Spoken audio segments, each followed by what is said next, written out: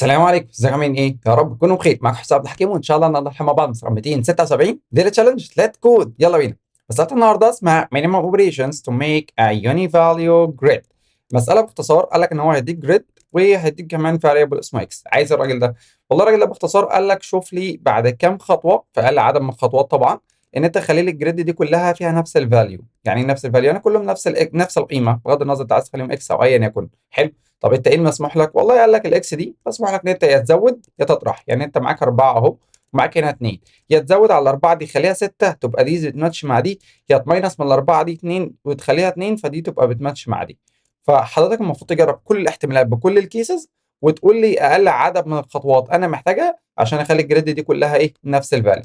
طيب لو جينا طبقنا ده على اول سامبل، والله معانا الاكس ب 2، فاحنا تعالى نخليهم كلهم اتنينات. لو انا عايز اخليهم كلهم اتنينات، فانا عشان اخلي دي 2 هاخد ادي اوبريشن، عشان اخلي دي 2 هطرح مرتين فانا اخدت 2 اوبريشن، وعشان اخلي دي 2 هطرح 3 مرات اتنينات فدي هتبقى 2. فانا كده خدت كام اوبريشن؟ خدت 3 اوبريشن. جمع كده يا معلم، ادي 3 1 و2 كده 3 كمان، فكده اوفر اول 6. بس الراجل اللي قال لك والله الاجابه في 4، اذا 2 دي مش بيج ديل. طب تعالى نخليهم اربعات. طب اربعات يعني دي هزود عليها 2 فدي هتبقى 4، ودي هماينس منها 2 فهتبقى 4. كده انا خدت هنا خطوه وهنا خطوه، والثمانيه دي عشان احولها 4 فانا هاخد خطوتين صح؟ جمع كده ادي 2 1 1، ايه ده 4 بجد؟ اه والله. فهتلاقي ان ده ايه حل لذيذ. طب في حلول تانيه؟ اقول لك نفس الابروتش بالظبط. لو انت حاولت تاخد السته هتوديك نفس الطريق بالظبط باربع حلول برضه. حلو.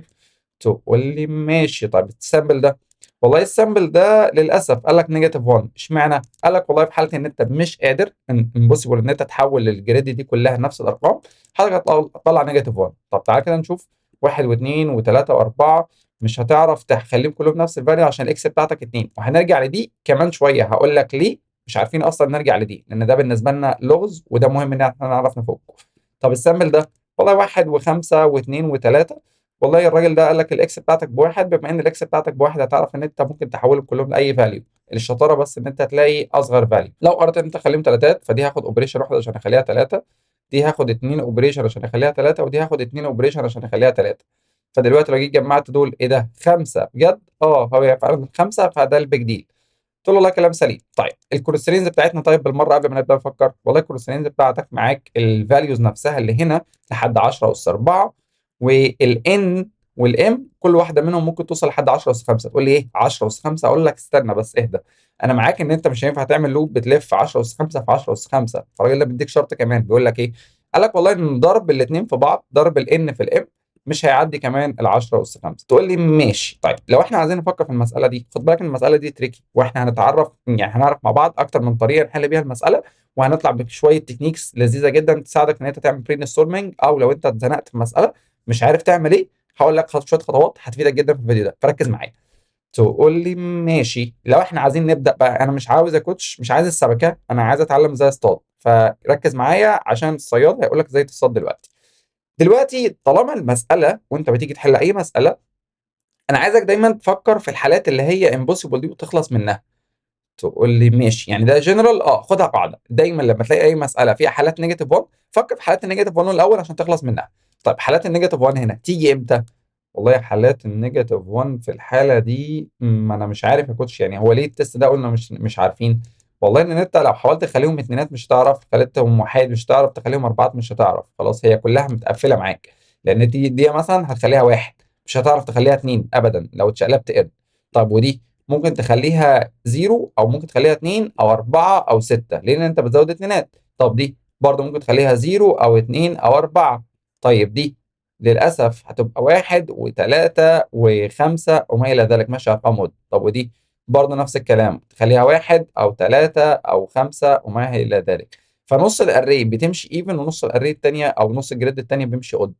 فانت مش عارف تعمل حاجه، خلاص مش هتعرف تخلي الايفن اود والاود ايفن.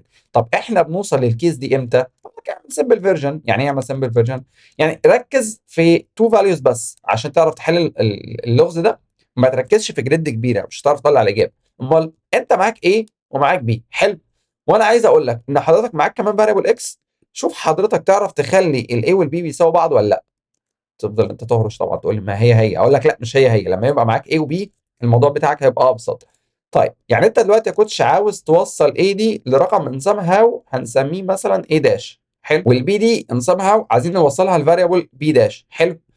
بس المفروض ان في الاخر الاي داش بتاعتك والبي داش بتاعتك يطلعوا نفس القيمه، ليهم نفس الفاليو. يعني احنا ممكن نقول بالبلدي كده ان انا الاي مثلا عايز اخليها في، والبي عايز اخليها في. طب مين في؟ والله تخيل ان انت خدت الاي دي ايا يكن، ايا يكن الرقم، ولنفرض الاي بواحد، خدت البي دي ايا يكن الرقم ولنفرض باثنين، فضلت تزود عليها تزود عليها تزود عليها اكس من المرات لحد ما دي وصلت في ولحد ما دي وصلت في. بس انت مش عارف انت زودت هنا كم مره وزودت هنا كم مره. ولكن ان somehow لو الاثنين وصلوا نفس الفي، فاحنا كده في طريق. احنا دلوقتي مش هدفنا نطلع المينيمم، احنا هدفنا نعرف في طريق اصلا ولا مفيش طريق، حلو. تقول لي ماشي، حلو. يعني انا دلوقتي ينفع اكتب ده بمعادله رياضيه ماثيماتيك وايز ان الفي ده هيتخيل هو رقم كبير، وانا عايز اطرح منه الاي، يعني الفي ده انا عايز اطرح منه الاي، المفروض هيطلع لي رقم، صح؟ الرقم ده نسمها لازم يبقى الاسم على اكس. ليه يبقى الاسم على اكس؟ ما هو حضرتك انت بتزود عليه اكسات، انت مش عارف زودت عليه كام اكسايه، ممكن تكون زودت عليه اكسايه 2 3 مش عارفين، صح؟ فانا لما اجي اخد له مود الاكس يبقى انا طلعت كل الاكسات الموجوده، صح؟ المفروض ان اوفر اول المحصله بتاعتك تكون كام؟ والله المحصله بتاعتك تكون صفر. ليه؟ لان انا دلوقتي الرقم بتاعي هو عباره عن الفي ده، هو عباره عن مجموعه من الايهات زائد يعني يعني هو عباره عن ايه تحديدا اللي هي الايه اللي انا طرحتها دي، زائد مجموعه من الاكسات انا مش عارف هي كام مره. فانا لما خدت المود غيرت كل مجموعه الاكسات اللي مضايقاني، فدلوقتي بقت المعادله معايا بالمنظر ده، حلو. تقول لي طيب نفس الموضوع بالنسبه للبي، فانا هعمل ايه؟ تعالى ركز معايا كده. الفي لما تطرح منها البي اللي هو الفاريبل الثاني ده، خلاص، وتيجي تعمل لهم الاثنين مود الاكس، يعني تشيل كل الاكسات اللي كانت مضايقاك، المفروض الريزلت بتاعتك تطلع بزيرو. تقول لي احنا مالنا قلبناها حصه رياضه ليه؟ ولا مش رياضه ولا حاجه، انا بس بحاول اديك المعلومه بابسط طريقه ممكنه بحيث ان انت تعرف الايه البروف بتاعها. تقول لي ماشي شكرا على البروف. طيب دلوقتي انت مش عارف علاقه ان المود ده بيتوزع، يعني المود ده ممكن يتقسم على دي وعلى دي، صح؟ عشان نحل المساله. فانا لو عايز اوزع المود بالنسبه للاولى، فانا هقول له الفي موديل اكس، حلو، ماينس الاي موديل اكس. الكلام ده بيساوي ايه؟ والله الكلام ده بيساوي زيرو، حلو، هنا في اكس. ونفس الكلام هنا هوزع المود، يعني الفي موديل اكس، خلاص، الكلام ده لما اطرحه يعني ماينس البي موديل اكس، الكلام ده برضو بيساوي زيرو. ايه رايك نودي ده بعكس الاشاره ونودي ده بعكس الاشاره؟ يعني هنودي الماينس ايه ده بعكس الاشاره، فالمفروض كانك بالظبط مسحت ده من هنا، خلاص بقت الفي موديل اكس، خلاص الفي موديل اكس بتساوي ايه موديل اكس. فتعال نكتب ده هنا. فانا هقول له والله اللي احنا وصلنا له سو فار ان انت عندك الفي مود الاكس، المفروض الكلام ده بيساوي الاي موديل اكس، حلو. نفس الموضوع بالنسبه للمعادله الثانيه هنا اهو دي، فانا هقول له برضو معاك الفي موديل اكس، المفروض الكلام ده يطلع بايه؟ والله المفروض الكلام ده يطلع بيساوي البي اللي هتروح بعكس الاشاره، فده بيطلع بيساوي البي موديل اكس. تقول لي ايه علاقه الكلام ده بقى ببعض؟ اقول لك بص المعادله دي بص لدي.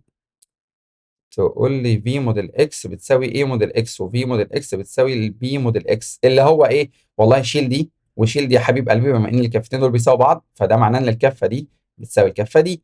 يعني حضرتك لو الاي موديل اكس بتساوي البي موديل اكس، يعني في طريق. ثانيه كده ثانيه كده ثانيه كده، تعال نرجع تاني. يعني انا يا كوتش انت عايز تقول ان انا لو رجعت تاني وبصيت على الجريد دي هلاقي ان فعليا لو انا خدت اي رقم من الارقام اللي هنا، لو انا خدت اي رقمين والمفروض ان هم طلعوا لي، انا كان معايا المساله بتاعتي كانت عباره عن ايه وبي في طريق ولا لا؟ فانا لو خدت الدي مود اكس وخدت الدي مود اكس طلع الاثنين بيساووا بعض يبقى في طريق. لو طلع ما فيش الاثنين المود بتاعهم مش بيساووا بعض يعني ما فيش طريق، اقول لك ايوه. طب تعالى ناخد ده هنا، معايا هنا واحد ومعايا هنا اثنين، والاثنين هناخد لهم مود الاثنين، فالواحد مود الاثنين بواحد والاثنين مود الاثنين بزيرو. هل واحد بيساوي زيرو؟ لا، فده معناها حضرتك مش هتعرف تخلي ده بيساوي ده، فبالتالي ملهاش لازمه تبص على باقي الجريد. ليه؟ ما هو خلاص بقى انت عندك اتنين اليمنت، عمرك بكل الاحتمالات طالما انت بتزود اكس او تطرح اكس مش هتعرف تخليهم بيساوي بعض. تقول لي طب يعني الكلام ده هنا يشتغل؟ اقول لك تعالى نشوف. انت لو مسكت اي اليمنت المفروض يطلع ليه نفس المود مع الباقي. طيب معانا المود بتاعتك ايه؟ باثنين، صح؟ فانا دلوقتي هقول له ايه؟ والله 4 مود الاثنين طلعت بزيرو، 2 مود الاثنين بزيرو، 6 مود الاثنين بزيرو، و8 مود الاثنين بزيرو. ايه ده؟ دي شغاله كلهم ليهم نفس المود؟ اقول لك اه. طب تعالى نبص ده على ده المساله دي. معاك الاكس بواحد، واحد موديل واحد بزيرو، 5 موديل واحد برضه زيرو، 2 موديل واحد برضه زيرو، 3 موديل واحد برضه زيرو، فهتلاقي ان كلهم طلعوا باصفر. تقول لي ايه المود اللي انت عمال تعمله ده؟ اقول لك المود ده هو باقي الاسم. لما تنسى المود افتكر ان انت معاك كام تفاح عايز تقسمهم على اشخاص. فانا دلوقتي معايا مثلا تفاحه واحده عايز اقسمها على شخص واحد، هيتبقى حاجه؟ لا. طب معايا 5 تفاحات عايز اقسمهم على شخص واحد، هتبقى حاجه؟ برضه لا، خلاص ما هو شخص واحد هيخش كله يعني. المهم ان انت مش هيتبقى، بمعنى اللي انا اقصده ما هيتبقى ان التفاحه لو جيت قسمتها، يعني ما تنفعش تاخد التفاحه تقسمها بالنص، حلو، هو ياخد تفاحه ايه كامله، لو في تفاحه اتفضلت هاتها لي، حلو. تقول لي يا عم ماشي قشطه كده، انا فهمت الحته دي. يبقى احنا دلوقتي نقدر نخلص من الجزء ده. تقول لي طيب ماشي حلو، تعالى بقى نفكر في باقي المساله. المساله دي بقى نحلها ازاي؟ اقول لك سهله. ايه رايك اطلعك من كونسبت الجريد عشان ما اعقدكش؟ يعني ايه؟ والله تعالى نفردهم في اري، تعالى نفردهم كده في ليست عشان نعرف نتعامل مع بعض. طيب لو دي هفردها في لسته، تعالى ناخدهم بالترتيب: 2 4 6 8. طب لو هم مش مترتبين يا سيدي رتبهم عادي اهو، 1 2 1 5 2 3. لو انت هتاخدهم بالترتيب هتبقى واحد كانك خدتهم بعد كده عملت لهم سورت 2 3 5. طب هل ده مهم بالنسبه لك؟ اقول لك انا بحاول اسمبليفاي الفيرجن عليك، انا بحاول اسمبليفاي الفكره، حلو. تقول لي طيب تعالى بقى نمسك دي ونحاول نشتغل عليها، حلو. تقول لي ماشي. هو احنا دلوقتي الراجل ده قال لك ايه؟ قال لك ان انا عايزك تخليهم كلهم يساوي نفس الفاليو، صح؟ طيب العقل بيقول لك ايه؟ لو انت حضرتك عايز تخليهم كلهم نفس الفاليو، فده معناه ان حضرتك مش هتجيب رقم من المريخ تساويهم بيه. تقول لي والله كلام منطقي، يعني كده كده احنا عارفين ان الاجابه بتاعتك هي رقم من الارقام بتاعت الاري، صح؟ لان انت كده كده لو انت قلت ان انت عايز تساويهم كلهم برقم زي ال10، ما هو مش هتميك سنس، انت كده هتحول ده وتحول ده وتحول ده وتحول ده، انت كده بتاخد اوبريشن زياده، انت بتضيع وقتنا. فليه ما ناخدش رقم من الارقام اللي معانا اصلا، وبدل ما انا هحولهم كلهم هحولهم كلهم ماينس واحد، صح؟ تقول لي حلو كده احنا وصلنا الكونسبت مع بعض. اذا ايه رايك اقول لك ان احنا تعالى نحولهم كلهم اتنينات؟ طب لو انا عايز احولهم كلهم اتنينات ده معناه ايه؟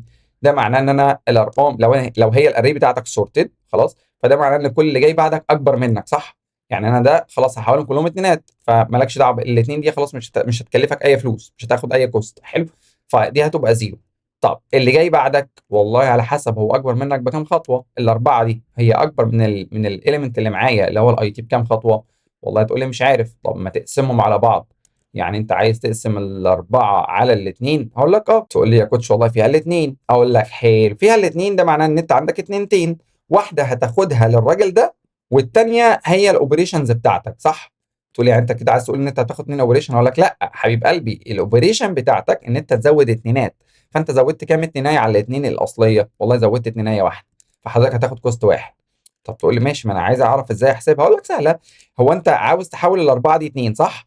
شوف الفرق ما بينهم كام، يعني كانك بالظبط تقول 4 ماينس الاثنين طلع كام؟ والله طلع الاثنين. بما ان الارقام كلها كده كده بتقبل اسم على الاكس، فانت كده كده هتقول له ايه؟ اقسم ده على الايه؟ على الاكس. اشمعنى؟ ما هو انا عايز اعرف انت زودت كام اكسايه، ففي الحل ده الراجل اللي زود اكسايه واحده بس، فالفرق ما بين دي ودي هو فرق اكسايه واحده بس، فسجل معاك كده في التو دو بتاعتك ان انت معاك ايه؟ معاك واحد، حلو. طيب اللفه اللي بعدها، والله اللفه اللي بعدها نبص على الست، هات الفرق، يعني 6 ماينس الاثنين والله هيقول لك 4. فدلوقتي حضرتك لما تقسم الاربعه على الاثنين والله هيقول لك 2. حضرتك عشان تحول الست دي ترجعها تاني 2 هتنزل خطوتين، بغض النظر انت هتنزل ولا تزيد، بس المهم ان انت تاخد ايه؟ 2 اوبريشن، سجل عندك 2 يا ابني. طب والثمانيه دي نفس الموضوع، هات ال 8 ماينس 2 6. فدلوقتي بقت 6 على الاكس، والله 6 على الاكس اللي فيها الثلاثه، اقول لك ايوه. دلوقتي عشان حضرتك تحولهم كلهم لاثنينات هتاخد 1 زائد 2 زائد 3 اللي هو ايه؟ 6 اوبريشنز. بس الراجل ده بيقول لك 4. هات المينيمم ما بين ان انت خلاص حولت كده تمام، حولت كل الارقام لاثنين. تعال نشوف الابروتش اللي بعده اللي هو ايه؟ والله تعال نحول كل الارقام، خلاص انت ممكن تسجل كده عندك في اللذيذ الاثنين دي عشان تحولهم كلهم اتنينات هتكلفك 6. وتعال نعمل نفس اللعبه عند الاربعه. طب عند الاربعه الموضوع هيبقى عامل ازاي؟ الموضوع هيبقى مختلف شويه، اشمعنى؟ لان حضرتك دلوقتي عندك حاجات اقل عاوز تزودها، وعندك حاجات اكبر عاوز تقللها، صح؟ تقول لي صح. طيب ده نعمله ازاي؟ اقول لك سهله. هو حضرتك دلوقتي تعالى نفكر بنفس الابروتش اللي فات، خلاص نفس الابروتش اللي فات، نجيب السته والثمانيه وبعد كده هقول لك الاثنين دي نعمل فيها ايه. طيب السته دلوقتي عايزين نعمل لها ايه؟ والله اطرحها من الاربعه، 6 من الاربعه والله فيها 2، اقسمها طبعا حضرتك على الاكس، والله الاجابه بتاعتك واحد، صح؟ طيب فده معناه فعلا ان انا هاخد خطوه واحده بس او اوبريشن واحده بس عشان احول 6 4. الثمانيه نفس الموضوع، الثمانيه على الاكس اللي هو اسف الثمانيه ماينس الاربعه، الثمانيه ماينس الاربعه يطلع فيها كام؟ والله 8 ماينس الاربعه فيها الاربعه، فدي حضرتك هنا تبقى 4. 4 على الاكس فيها الاثنين، فكان عندنا واحد وبعد كده 2، صح؟ تقول لي ماشي، فدي هتاخد واحد فعلا ودي هتاخد خطوتين. طب اللي فات، والله لو انت جيت حسبتها بنفس اللعبه هتلاقيها شغاله ما اختلفتش، اشمعنى؟ لان انا دلوقتي معايا 2 وانا عايز اوصلها 4. هات الفرق كده ما بينهم. تقول لي الفرق سالب 2، اقول لك ايوه خد الابسوليوت واخلص. ليه؟ ما هو حضرتك معاك 2 وهنا 4، فانا عايز الابسوليوت ما بين القيمتين، صح؟ اللي هو الفرق ما بينهم كام؟ والله الفرق ما بين دي ودي كام؟ والله الفرق ما بينهم 2. اقسم ده على الاكس، والله حضرتك هيقول لك 1. ايه ده؟ ثانيه واحده، 1 2 1 ده 4 اللي هي دي، اقول لك ايوه. طب يا كوتش والله انت كده ايه حلت لنا المساله، بس للاسف مش عايز احبطك، بس اقول لك الحل اللي انت بتحل بيه ده هو للاسف ان سكوير. لو احنا فرضنا ان ده عدد الاليمنتس كلها اللي في الجريد، لو هي جريد ان في ام، خلاص، فاحنا هنحطهم مثلا في فاريبل تاني نسميه كي، فالمساله دي هتحل في تايم كي سكوير. حلو. تقول لي ليه؟ ما هو حضرتك دلوقتي عند كل اليمنت اي، يعني انا واقف هنا عاوز اعمل لوب تحتها جي تجيب كل الاصغر منك، ولوب كمان جي تجيب كل الاكبر منك، صح؟ حضرتك بتاخد اي في جي، والاي دي هتلف ان لفه او كي لفه، والجي دي هتلف كي لفه في اسوأ الاحوال. هقول لك ايوه. وهنا يجي الفكره ان انت تدخل توبيك من الحاجات اللي انت عارفها او تكنيكس بسيط جدا يساعدك ان انت تحل الازمه دي. ازاي؟ اقول لك هو مش الارقام بتاعتك صورة حبيب قلبي؟ تقول لي صح. طيب هو انا دلوقتي لو وصلت عند الاربعه، حضرتك عارف ان انت الجريد بتاعتك اللي المفروض تكون تطلع ايه؟ اربعتين كده، صح؟ والمفروض اللي جايه المفروض ان انت عايز تخليها برضه اربعتين كده لو انت معاك الاربعه. حلو. طيب لو انت جيت بدل ما انت عمال تاخد اليمنت اليمنت وتقوم ايه طارح جايب الفرق، طب ما تاخد مجموعه من الاليمنتس. يعني احنا هنا لما كنا حسبنا السته، جبنا السته ماينس الاربعه وقسمنا، جبنا الثمانيه ماينس الاربعه وقسمنا، صح؟ طب ما تجمع وخلص. يعني ايه جمع وخلص؟ يعني انت دلوقتي عارف ان انت معاك رقمين بعدك، انت واقف عند الاي دي، صح؟ مش لازم تعمل لوب جي، امال شوف الفرق هم كام اليمنت هنا. والله الاي ماينس الجي هيديك 2 اليمنت، صح؟ اللي هم دول، صح؟ دول 2 اليمنت فرق ما بين المكان اي والمكان جي، صح؟ فده معناه ايه؟ ده معناه ان انا عارف ان المفروض الاري بتاعتي اللي انا عايزها تكون هي عباره عن 2 في الايه؟ في الاربعه. ليه 2 في الاربعه؟ مش انت عايز تخليهم كلهم اربعات؟ فده معناه ان هي 2 في الاربعه. حلو. فالمفروض تكون كام؟ والله المفروض تكون 2 في الاربعه. طيب خلاص انت كده عرفت المفروض تكون فيه، صح؟ اللي هو 2 في 4 اللي هي 8. طيب هي فيها كام؟ تقول لي طب وانا ايش عرفني؟ اقول لك سهله. هو انا لو جيت سالتك دلوقتي بمنتهى البساطه قلت لك هات لي مجموع الارقام من ان لحد المكان اي، ما تعرفش؟ تقول لي استنى، ما ده بريفكس سم عادي جدا. اقول لك ايوه، انت ممكن تعمل بريفكس سم عادي جدا، وكل مره هات لي مجموع الارقام من اول ان لحد اي. الاي دي اتحركت وصلت هنا، الاي دي وصلت هنا، مش ما يخصنيش. انا يهمني عايزك تجيب لي مجموع السته والثمانيه. طب 6 و8 كام؟ والله 6 و8 14. حلو. طيب حضرتك دلوقتي لو جيت جبت الفرق الثمانيه من ال 14 يا كوتش، والله الاجابه فيها 6. اقول لك ايوه، السته دي لو جيت قسمتها على نفس الاكس اللي هي فيها 2، والله 6 على 2 فيها 3. ايه ده؟ ثانيه واحده.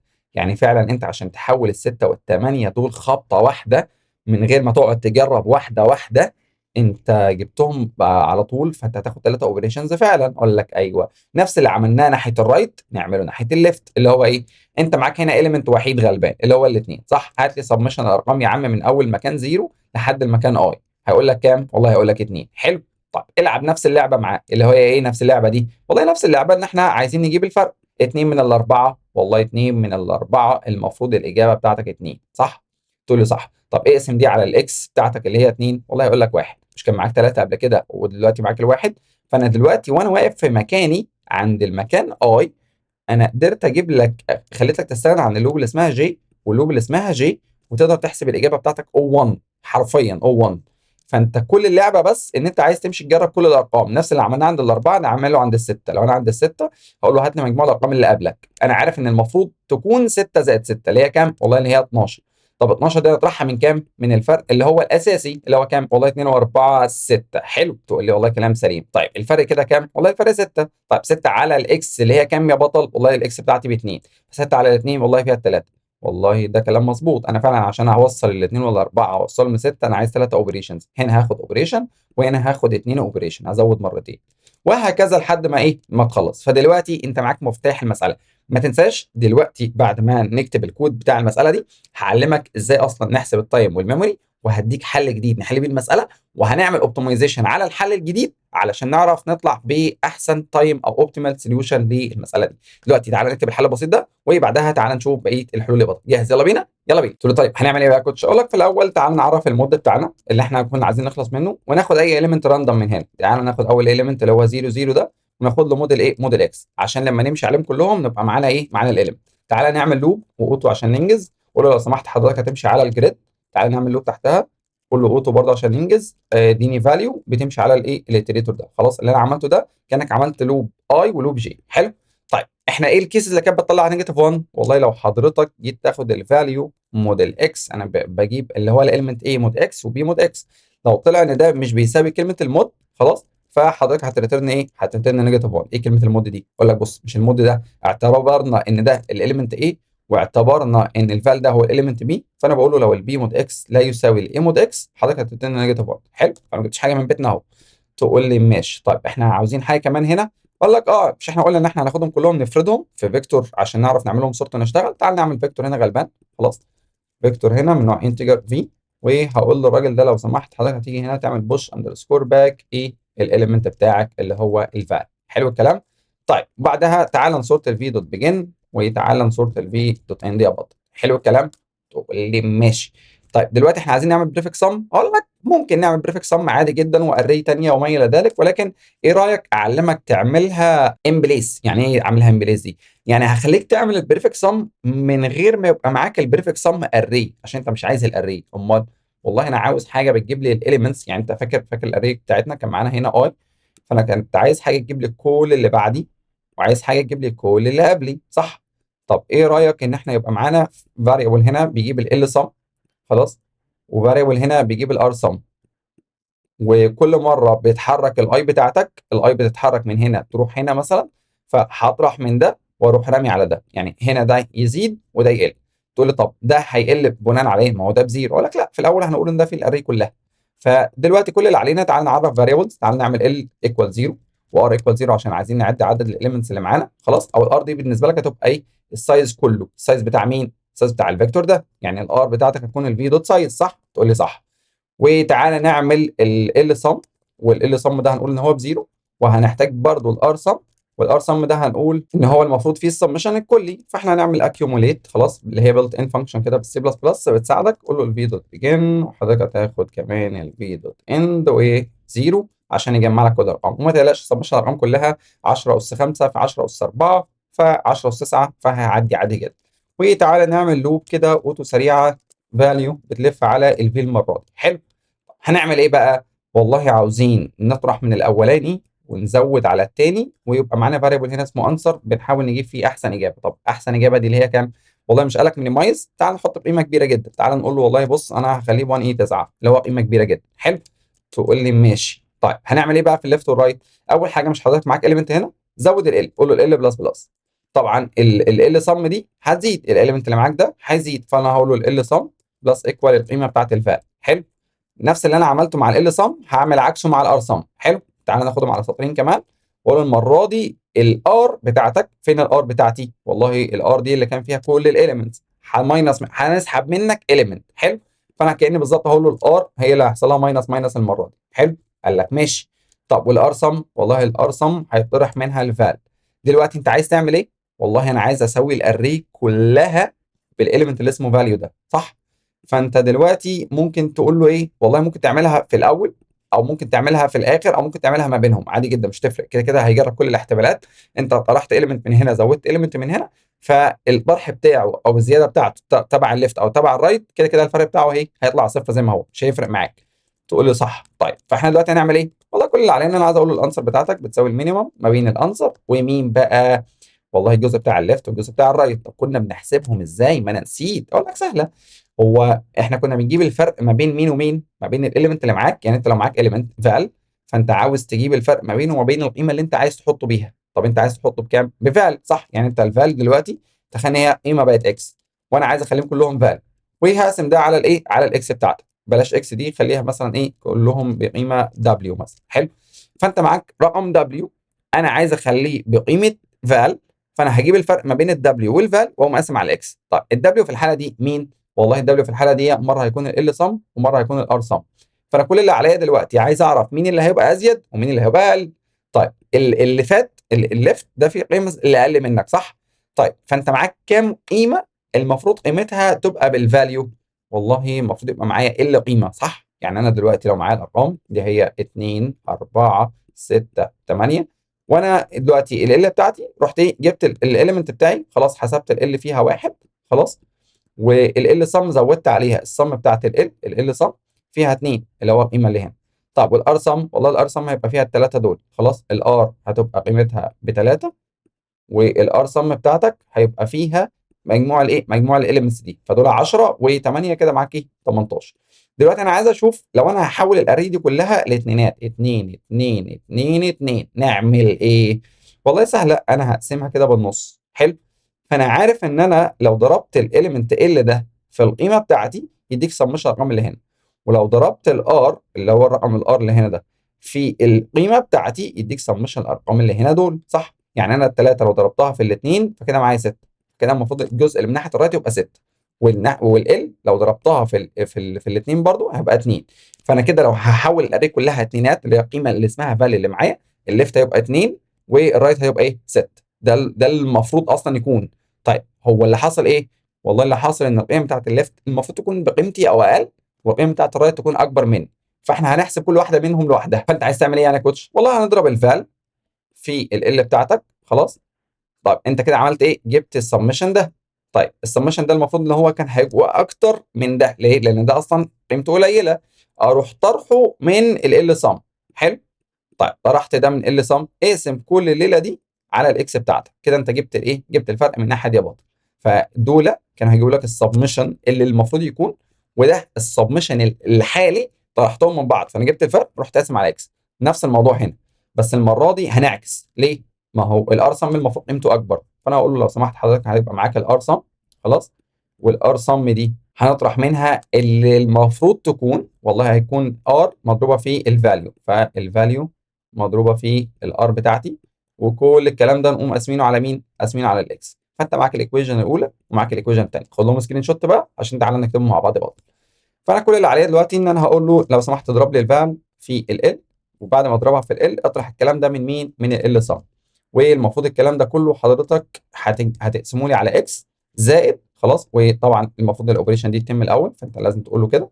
والناحيه الثانيه نفس اللعبه بالظبط، اللي هو مين؟ هتقول له الار سم، هيطرح منها مين؟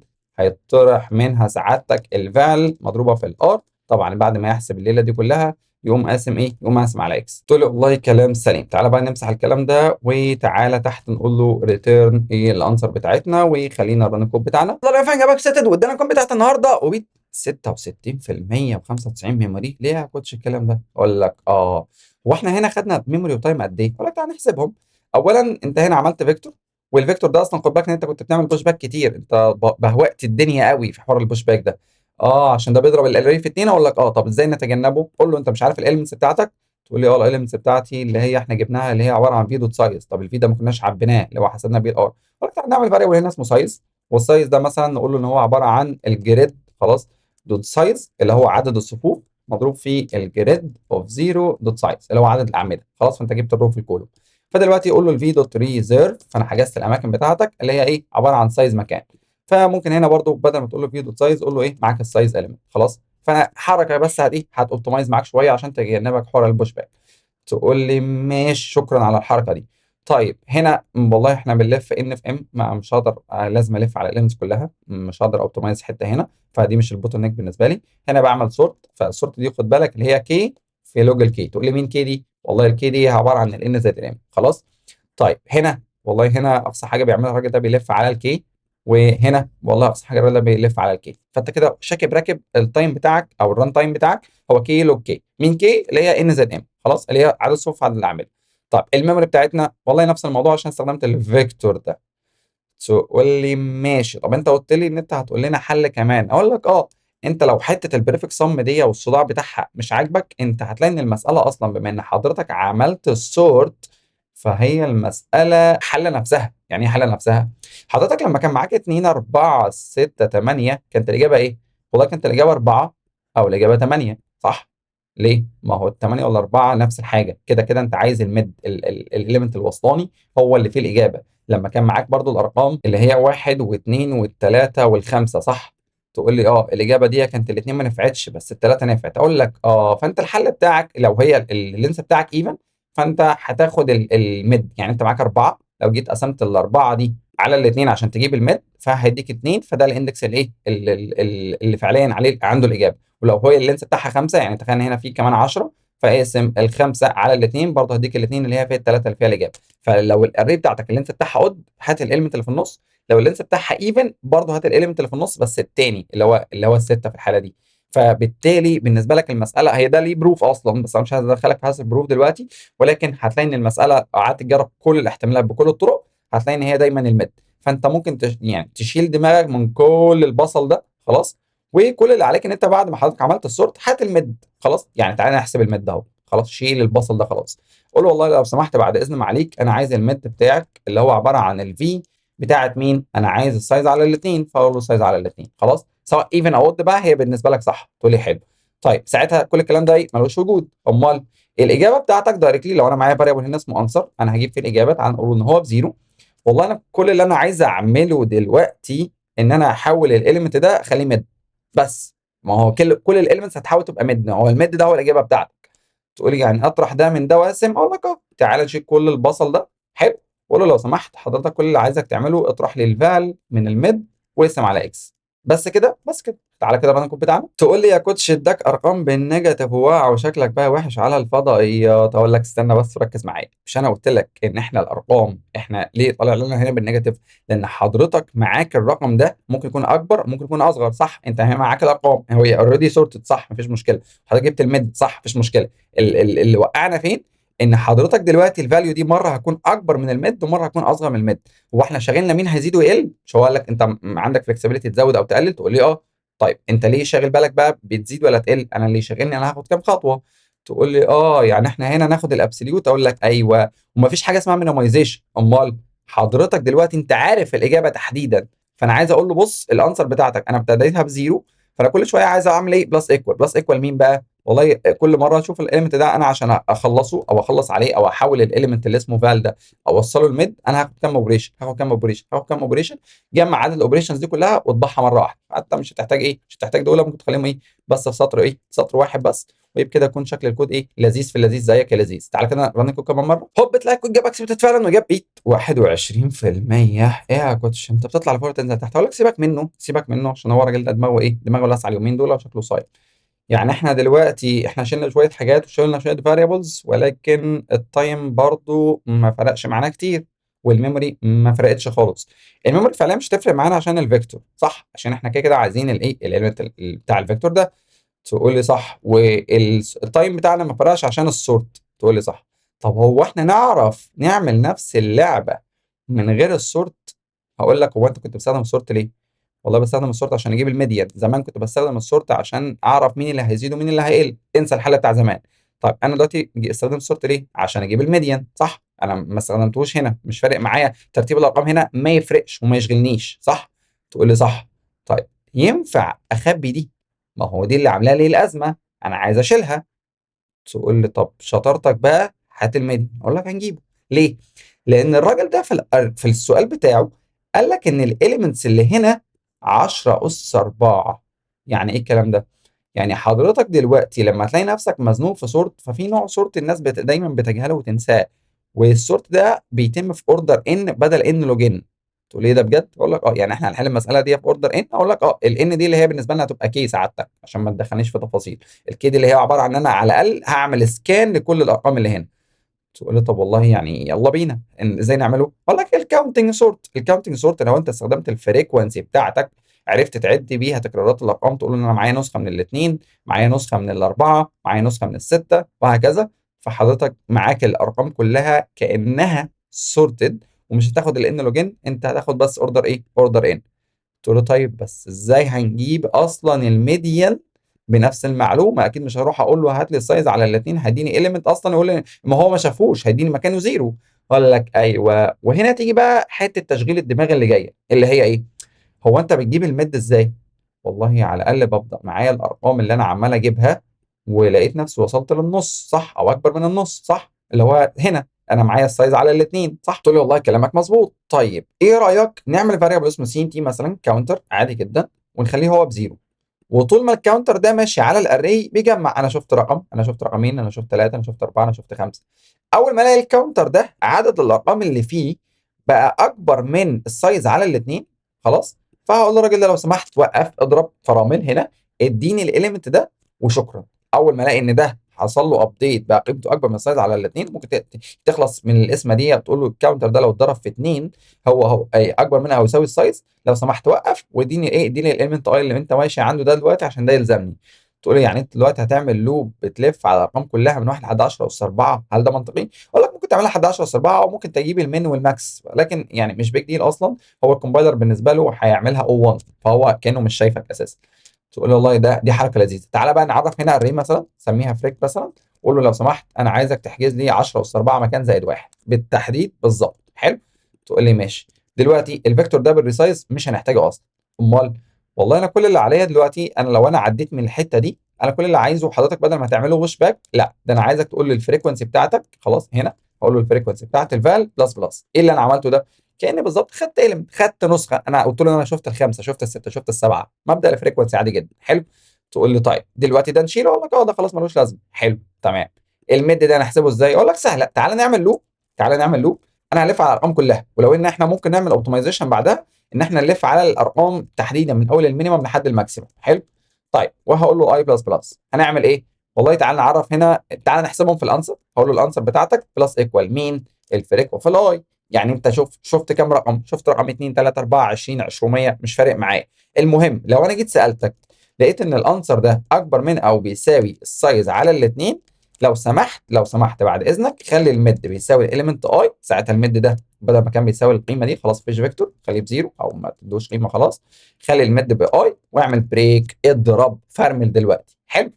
تقول لي ماشي، ممكن نخلص كمان من العلى 2 دي عشان انا مش بحب الاسم، خليها ايه ضرب اهو. بص الانسر بتاعتك لو ضربتها في 2 بقت اكبر منها او يساوي ايه؟ اكبر منها او يساوي السايز. طب مين الانسر دي؟ اللي هي كاونتر، انا مش عايز اعرف فاريبل جديد بس. تعال نصفر تاني الانسر هنا عشان نحسب الاجابه.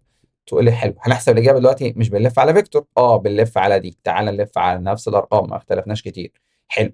دلوقتي يا بطل تفتكر بنحسب الفرق ازاي؟ والله نفس الكونسيبت يا كوتش. هقول لك هو نفس الكونسيبت بس في حاجه انت اهملتها. ايه هي؟ بص، احنا زمان كان معانا الاليمنت اي او الاليمنت اللي اسمه فال ده، بنطرحه فعلا من الميد اللي كان فيه الاجابه، ونقوم قاسمين على اكس عشان انا عارف ان انا اعدي عليهم اليمنت. لو كانت الاري كلها خمسات، خمسه خمسه خمسه خمسه، وهو الراجل اللي قال لك سويها بخمسه، فانت هتلاقي ان ده ماينس ده بزيرو، ده ماينس ده بزيرو، ده ماينس ده بزيرو، ده ماينس ده بزيرو. حلو. طيب دلوقتي لو انت جيت حسبتها هنا ايه اللي هيحصل؟ والله نفس الموضوع. ادي الفاليو بالنسبه لك دي هنبدلها نحط مكانها اي. فانا هقول له الاي ماينس الميد هيطلع لك زيرو، زيرو على اي حاجه هيطلع بزيرو. ماذا لو يا بطل الارقام دي كانت 15؟ قول لي ما هو زمان الراجل ده هيجيب كل 15 ويقوم طارح 15 ماينس الخمسه ويقوم قاسم ياخد 3، 15 ماينس 5 ياخد 3. هنا بقى ايه اللي هيحصل؟ والله هيجيب ال 15 خلاص مره واحده، الاي دي هتبقى ب 15 في مره واحده من المرات، ماينس الثلاثه او ماينس الخمسه تحديدا لو انت عايز تساويها بالخمسه. فاقول له 15 ماينس الخمسه هيديك كام؟ هيديك ال 10. تقسم حضرتك بقى ال 10 على الاثنين ال 10 على الخمسه اسف، هيقول لك 2. فده معناه ان حضرتك بتقول ان انت ممكن تحول اري كلها 15 لاري كلها خمسات بس بخطوتين. سعادتك صباح الخير، ده احنا كل اليمنت ياخد خطوتين. نسينا دي، ده احنا المفروض نقول له ثانيه واحده. هو هنا حضرتك وانت بتجيب الاجابه المفروض ده يتضرب في ايه؟ عددهم، هو في كام نسخه من الرقم ده او كام نسخه من الخمسه؟ اقول لك ايوه. فممكن هنا تقول له ايه؟ اضرب في الفريكونسي بتاعه الاي، بعد كده ايه حضرتك تعالى اقسم، او ممكن تخلي القسمه دي تحت. يعني القسمه دي ممكن عشان نشتري دماغنا ممكن نقسمها هنا، لان القسمه لو سواء انت قعدت تاخد رقمين وتقسم او تاخد رقم وتقسم او جمعتهم كلهم وقسمت، هي مش يعني مش هتعمل فرق. خلاص بديهيات رياضه يعني. تقول لي والله ده كلام لذيذ، يعني احنا كده خلصنا. اقول لك تعالى كده رن الكود بتاعنا. هتبص تلاقي فعلا اجابه اكسبتد وبيت 88% من الحلول، بيت 81% من ناحيه الميموري. تقول لي طب ليه مش 100%؟ اقول لك هو الراجل برضه صايم، ولكن انا اللي كنت عايزك تفهمه ان انت قدرت تخلص من الحته اللي كانت عامله لك ازمه، الا وهي السورتنج، وعرفت تستخدم نوع جديد من السورتنج، او مش جديد ولا حاجه بس انت بيبقى غايب عن اغلب الناس، اللي هو الكاونتنج. خلاص، في ان احنا نقدر نعد الارقام ونقدر نهرب من موضوع السورتنج. فاحنا كده اوفر اول بنحل المساله دي في اوردر قد ايه؟ اوردر الكي اللي هي ان زائد ام تحديدا. خلاص، او ان في ام، مش ان زائد ام، ان في ام عشان هنا ان وهنا ام. خلاص، فده اوفر اول ايه التايم بتاعنا. طب الميموري بتاعتنا والله انا ما استخدمتش غير فريكونسي فيها ليه ال 10 اس ايه 10 اس 4 اليمنت دول بس، انا ما استخدمتش حاجه ثانيه. هتلاقينا كلهم ايه شويه فاريبلز ان جنرال. وبكده نكون وصلنا لنهايه الفيديو بتاعنا. اتمنى الفيديو عجبك، الشانل لايك وانت شير وتعمل سبسكرايب جميل، ويا ريت تعرفنا في الكومنتس انهي حل من دول عجبك. ولو انت عندك حلول ثانيه يا ريت تسمعنا في الكومنتس. شكرا، اشوفكم في فيديو جديد. سلام عليكم.